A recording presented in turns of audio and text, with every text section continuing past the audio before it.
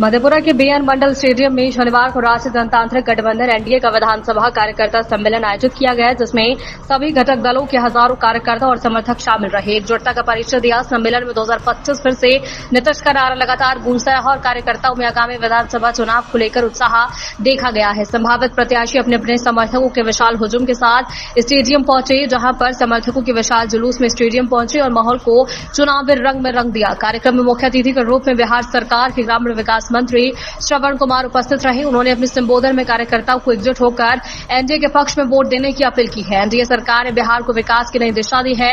मंत्री ने कहा कि पिछले 20 सालों में एनडीए की सरकार ने बिहार को विकास की नई दिशा दे दी है। उन्होंने कहा कि मुख्यमंत्री नीतीश कुमार के नेतृत्व में राज्य के घर घर बिजली पहुंचाई गई है, गांव गांव तक पक्की सड़कों का निर्माण हुआ है और कानून व्यवस्था मजबूत हुई है। हर वर्ग के विकास के लिए योजनाएं चलाई जा रही हैं। ग्रामीण विकास मंत्री श्रवण कुमार ने कहा कि पहले जहां लोग शाम ढलते ही घर से बाहर निकलने से डरते थे, वो अब लोग निश्चिंत होकर आवाजाही कर रहे हैं।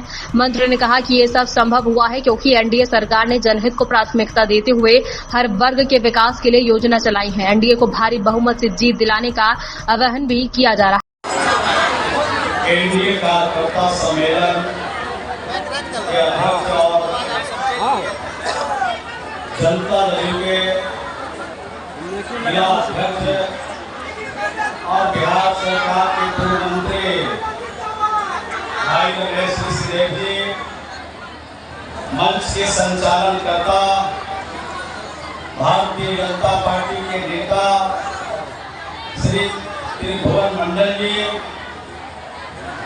और आज इस कार्यक्रम में उपस्थित वाल्मीकि नगर के लोकप्रिय सांसद श्री सुनील कुमार जी और यहाँ पर भारतीय जनता पार्टी के नेता और बिहार सरकार के पूर्व मंत्री रंजन जी यहाँ पर उपस्थित लोजपा रामविलास के प्रदेश प्रचार प्रमुख श्री संजय सिंह जी, राष्ट्रीय सचिव हम के श्री सरवण भुइया जी, यहाँ पर बाल संरक्षण आयोग के श्री डॉक्टर यहाँ पर राष्ट्रीय महासचिव RLM मोहम्मद फजल इमाम मल्लिक जी, संगठन प्रभारी मधेपुरा जनता दल से बादल अशोक बादल जी बुलाई गई है बीएन मंडल स्टेडियम परिसर में। हाँ, एक बड़ी आज कार्यकर्ता सम्मेलन है एनडीए का। इसमें तमाम इस विधानसभा के तमाम जो हमारे साथी समर्थक लोग हैं, सब लोग बड़ी तादाद में वहाँ पहुँच रहे हैं और सब लोग अभी पहुँचेंगे और सरकार की जो पिछले 5 साल और 20 साल की जो उपलब्धियाँ आ रही है उसी पर बातचीत होगा। अभी 125 यूनिट बिजली फ्री हुआ है, जो सामाजिक पेंशन योजना 1100 रुपया है।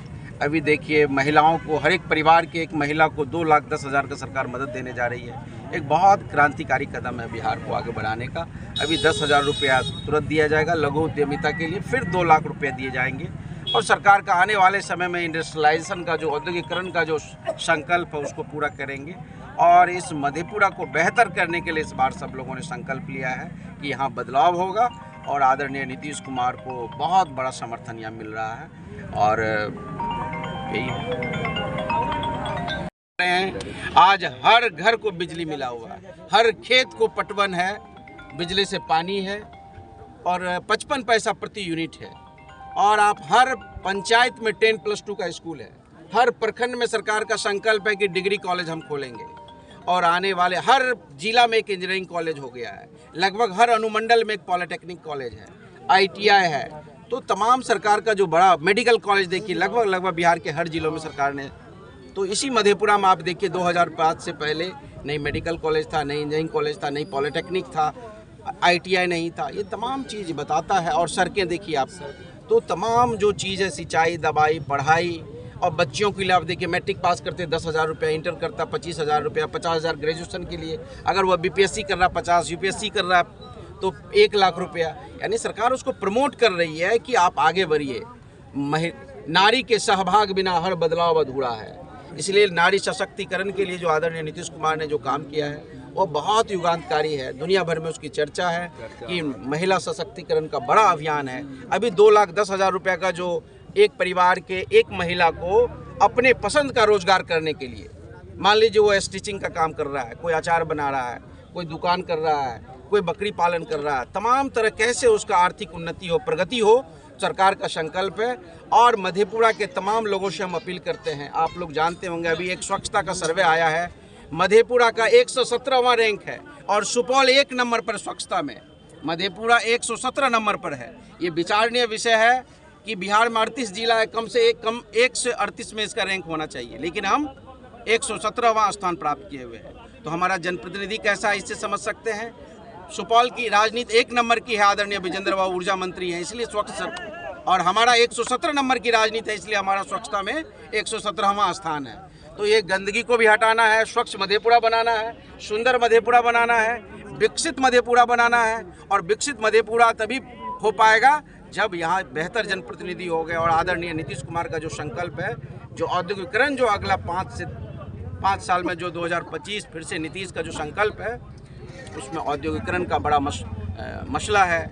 और अभी आप देख रहे हैं Kosi Mechi interlinking river project 6200 crore की परियोजना पास हुई।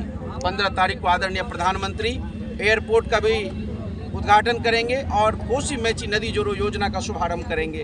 हम लोगों के लिए जो बाढ़ एक विपदा है उससे मुक्ति मिलेगा और सिंचाई का प्रक्षेत्र भी बढ़ेगा। और अभी पटना पूर्णिया एक्सप्रेस में 12,000 करोड़ की परियोजना है, आप यहाँ से पटना 2 घंटा में पहुँच जाएंगे।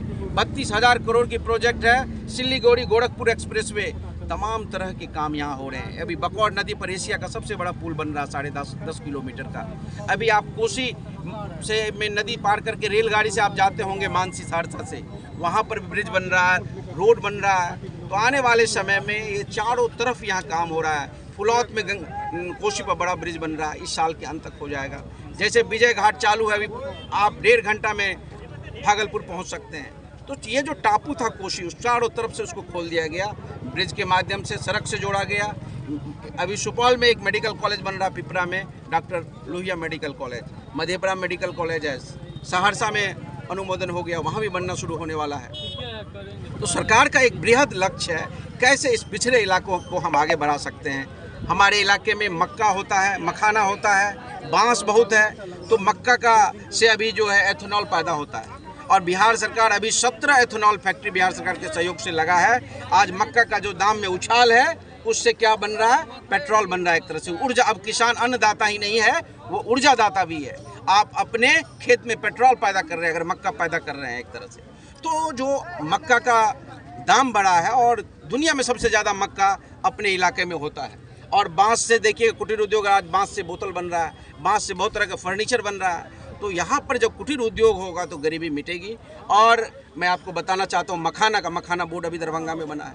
और डेयरी के लिए यहाँ बहुत बड़ा स्कोप है। कोसी जो है डेयरी के लिए सबसे दुनिया में बेहतर जगह है। जैसे अमूल की क्रांति गुजरात में घटित हुई, डेनमार्क में जो डेयरी का क्रांति हुआ, इस कोसी में कोसी भी डेनमार्क बन सकता है। हम सपना देखते हैं कि अगर हमको मौका लगेगा तो इस मधेपुरा को डेनमार्क बनाएंगे, जो डेनमार्क में दुनिया में सबसे ज़्यादा बेहतर जो डेयरी का काम है। चूँकि यहाँ बहुत सारे दुग्ध उत्पादक लोग, किसान लोग रहते हैं, अगर उनको पैसा आएगा जेब में तो उनका जीवन बेहतर होगा, उनके बच्चे की पढ़ाई अच्छी होगी, सारी चीज़ अच्छा होगा।